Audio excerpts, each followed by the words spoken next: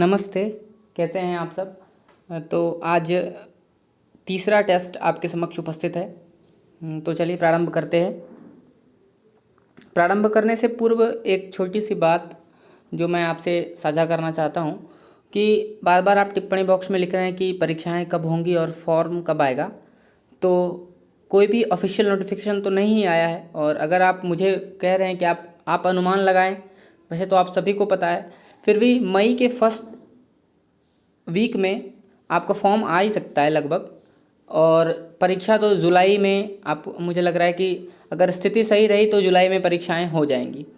तो अभी तो यही खबरें हैं कि मई में आपका एग्जामिनेशन फॉर्म रिलीज होगा और जुलाई में आपका पेपर होगा, और कुल मिलाकर आपके पास यही 60-70 दिन मात्र बचे हैं। तो परीक्षाएं कब होगी इससे ज़्यादा अनिवार्य है कि आपकी तैयारी कितनी है। ये आप इस बात को आप प्लीज़ समझिए कि परीक्षा कब होगी ये हमारे लिए इम्पोर्टेंट नहीं है। हमारे लिए इम्पोर्टेंट है कि क्या हम परीक्षा के लिए तैयार हैं। और अगर आप तैयार हैं तो बार बार रिवीजन करिए। अगर तैयार नहीं हैं, कोई टॉपिक छूट गया है, तो प्लीज़ आप उसको रिवीजन कर लीजिए, अभी आपके पास समय है। तो चलिए प्रारंभ करते हैं। पहला प्रश्न आपके समक्ष उपस्थित है कि भरत मुनि के रससूत्र की अनुमितिवाद पर आधारित व्याख्या किस आचार्य ने की है।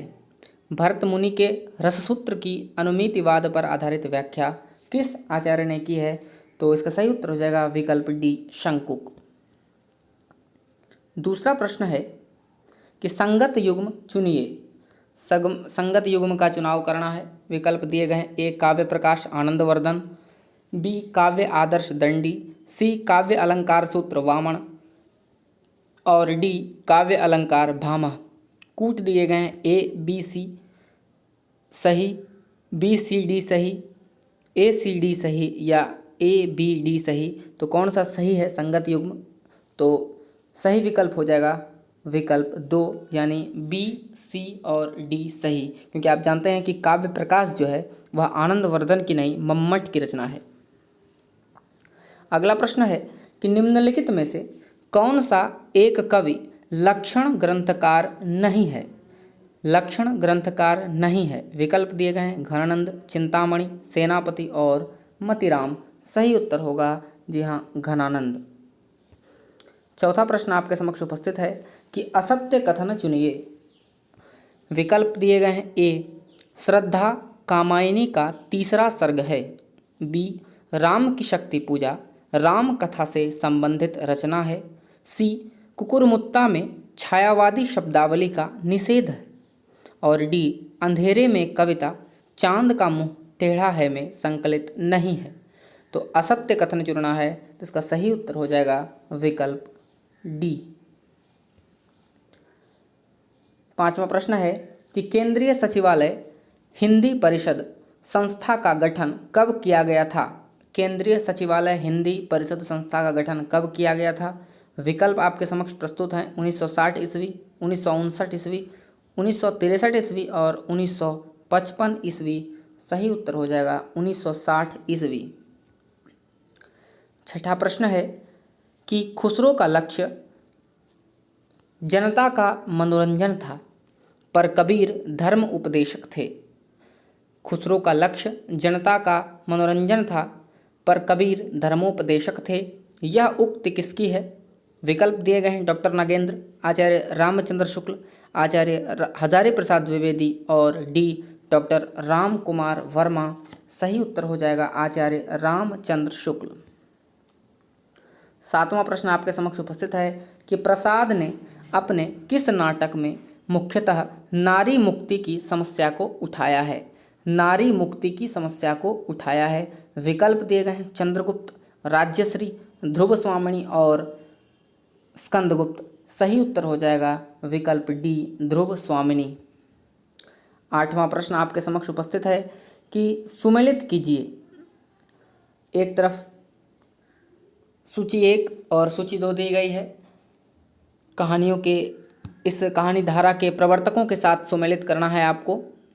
अ कहानी, बी सक्रिय कहानी, सी समांतर कहानी और डी सचेतन कहानी। तो इसका सही उत्तर हो जाएगा अ कहानी के प्रवर्तक आप जानते हैं गंगा प्रसाद विमल जी। सक्रिय कहानी के हैं राकेश वत्स जी। समांतर कहानी के लिए कमलेश्वर और सचेतन कहानी आप जानते हैं महिप सिंह। तो इस हिसाब से हमारा सही उत्तर हो जाएगा विकल्प ए। 9वां प्रश्न आपके समक्ष उपस्थित है कि हिंदी नवरत्न का रचना काल है। हिंदी नवरत्न मिश्र बंधुओं की कृति का रचना काल है। रचना काल पूछा गया है हिंदी नवरत्न का। विकल्प दिए गए हैं 1970 ईस्वी, 1914 ईस्वी, 1910 ईस्वी और 1909 ईस्वी। सही उत्तर हो जाएगा जी हाँ 1909 ईस्वी, विकल्प डी। 10वां प्रश्न आपके समक्ष उपस्थित है कि आचार्य रामचंद्र शुक्ल हिंदी रीति ग्रंथों की अखंड परंपरा किससे मानते हैं। आचार्य रामचंद्र शुक्ल हिंदी रीति ग्रंथों की अखंड परंपरा किससे मानते हैं। विकल्प दिए गए हैं केशवदास, चिंतामणि त्रिपाठी, कृपाराम और देव। सही उत्तर हो जाएगा चिंतामणि त्रिपाठी। 11वां प्रश्न है कि अमिय हलाहल मद भरे श्वेत श्याम रत्नार किस कवि की पंक्ति है। अमिय हलाहल मद भरे श्वेत श्याम रत्नार। विकल्प दिए गए हैं बिहारी, केशव, रसलीन और मतीराम। सही उत्तर हो जाएगा विकल्प सी रसलीन। 12वां प्रश्न है कि कामायनी को छायावाद का उपनिषद किसने कहा। कामायनी को छायावाद का उपनिषद किसने कहा। विकल्प दिए गए हैं डॉक्टर नगेंद्र, बी गजानन माधव मुक्तिमोद, सी इंद्रनाथ मदान और डी शांतिप्रिय द्विवेदी। सही उत्तर हो जाएगा कामायनी को छायावाद का उपनिषद कहा, विकल्प डी शांतिप्रिय द्विवेदी। 13वां प्रश्न है कि नवगीत दशक के संपादक हैं।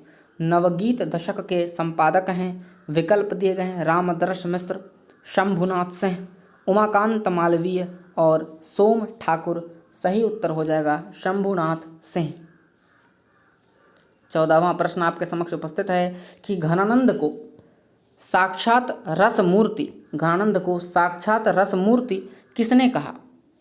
विकल्प दिए गए हैं लाला भगवान दीन, विश्वनाथ प्रसाद मिश्र, डॉक्टर नगेंद्र और आचार्य रामचंद्र शुक्ल। सही उत्तर हो जाएगा विकल्प डी आचार्य शुक्ल। 15वां प्रश्न है कि उद्दंत मार्तंड का प्रकाशन वर्ष किस तिथि से हुआ। विकल्प दिए गए हैं 30 मई 1924 ईस्वी, 30 मई 1925 ईस्वी, 30 मई 1824 ईस्वी और डी 30 मई 1826 ईस्वी। सही उत्तर हो जाएगा विकल्प डी।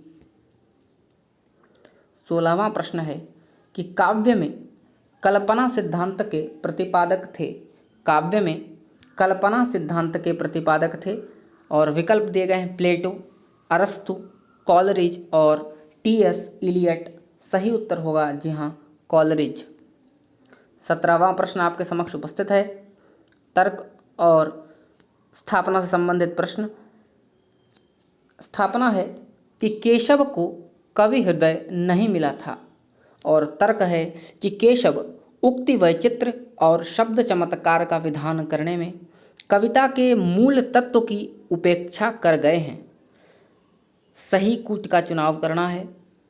ए सही आर गलत, 2 ए गलत आर सही, 3 ए और आर दोनों सही और 4 ए और आर दोनों गलत।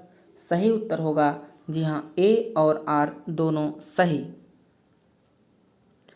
18वां प्रश्न आपके समक्ष उपस्थित है कि निम्नलिखित में से कौन विशेषता लोक साहित्य में नहीं होती। निम्नलिखित में से कौन सी विशेषता लोक साहित्य में नहीं होती और विकल्प दिए गए हैं इसमें शास्त्रीयता होती है, बी यह मौखिक होता है, सी यह परंपरा में प्रचलित रहता है और डी इसमें सहजता और स्वाभाविकता होती है।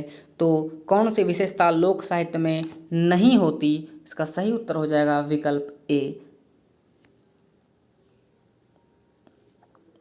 अगला प्रश्न, और शमशेर बहादुर सिंह किस शतक के कवि हैं। शमशेर बहादुर सिंह किस शतक के कवि हैं। विकल्प दिए गए हैं तार सप्तक, दूसरा सप्तक, तीसरा सप्तक और चौथा सप्तक। सही उत्तर हो जाएगा विकल्प बी यानी दूसरा सप्तक।